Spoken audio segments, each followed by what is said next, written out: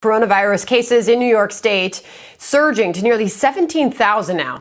And the governor of that state, Andrew Cuomo, now eyeing several sites to be converted into temporary hospitals in an effort to combat the growing outbreak. Get the Army Corps of Engineers moving, get FEMA moving. Let's get those buildings up. Let's have them in place before that trajectory hits its apex. Time matters. Minutes count, and this is literally a matter of life and death. Let's bring in our panel of doctors now. Fox News contributors, Dr. Oz is joining us, Dr. Manny as well, Dr. Manny Alvarez. Dr. Oz, I'll start with you first, host of the Dr. Oz Show. Thanks to both of you for being here. Dr. Oz, how are we doing as far as supplies that our medical officials need to continue to fight this virus in this country, not just in New York State, but countrywide? We're short. We're definitely short in New York. There are parts of the country that have not been as hard hit, obviously, that are still able to keep up with the flow in their areas. But in New York City and New York State, we're short.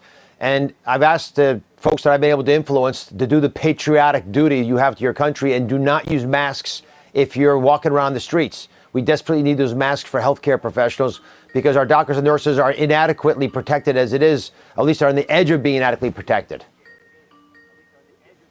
It's a difficult thing to hear. And, you know, Dr. Manny, we hear oftentimes during this program in the morning hours from the New York governor, Andrew Cuomo. He has been really leading this state through this crisis. He's been given a lot of credit for it. Now, he is taking all of these measures in an effort to curb what is the biggest spread of the virus. As far as any other state, it is number one. Could his model be one for other states should they become as hard hit as New York? I think the governor is doing a terrific job, a great leader, really has been focusing. And I think he, as a governor, he understands the health system of New York State, which is very similar to the health systems in the Northeast.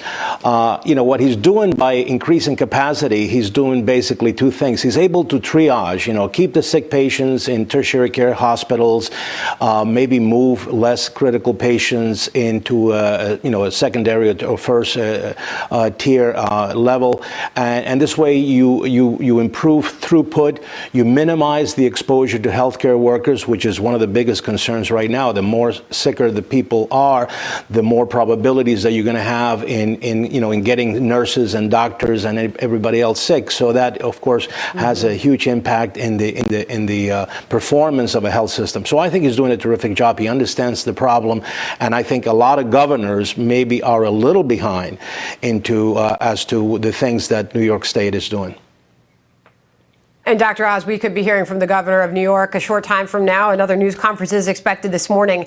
Meanwhile, how does this all end? Dr. William Hazeltine takes this up in a FoxNews.com piece this morning, how this could end in these ways, maybe sooner than we expect. And he lays them out. Coronavirus proves to be seasonal is one way. Through herd immunity, development of vaccine, accelerated development of therapeutic drugs. When you look at that, it sort of brings you hope that some of these scenarios could play out and we could see the end of this pandemic. Well, let's start with that last one because that's the breaking news today. Over the weekend, I had the opportunity to interview the very well-respected French infectious disease specialist, the doctor, who conducted that pilot study that was published last week and was referred to by the president, Dr. Fauci. And what he showed, it's a small study, but what he showed was in 100% of the people who got this combination of an old malaria drug, hydroxychloroquine, and Z-Pak, the antibiotic, that they were free of virus in 6 days. And their titers of blood, the amount of virus, were very low compared to the control group. Remember, usually you only have a 12% of the population get those kinds of results. So that's very heartening. He was very clear in his opinion. He thought that the world should go ahead and start treating with this double drug combination. He based the study he did on Chinese reports of similarly successful trials. So we're going to conduct this in America. I'm funding the one at Columbia. My colleagues are writing it. Their Cleveland Clinic I spoke to yesterday, they're moving ahead. There are many great institutions that are pushing to do the clinical trial to prove that what he showed in this pilot study is effective. But in the meantime, I've got lots of hope, and that people are going to start using this combination. Please don't hoard. Folks who need it the most should use these medications if their doctor thinks it's appropriate because they're prescription medications. But if that were to be proven to be effective, we'll know that over the next few weeks, not months, weeks, we've dramatically changed this virus. So the fourth item Dr. Hazeltine brought to bear may already be well into its evolution. The American people are thirsty to cling on to any bit of hope that is out there. Thank you for giving us some of it. Dr. Oz, Dr. Manny, appreciate your time this morning. See you again soon. Thank you.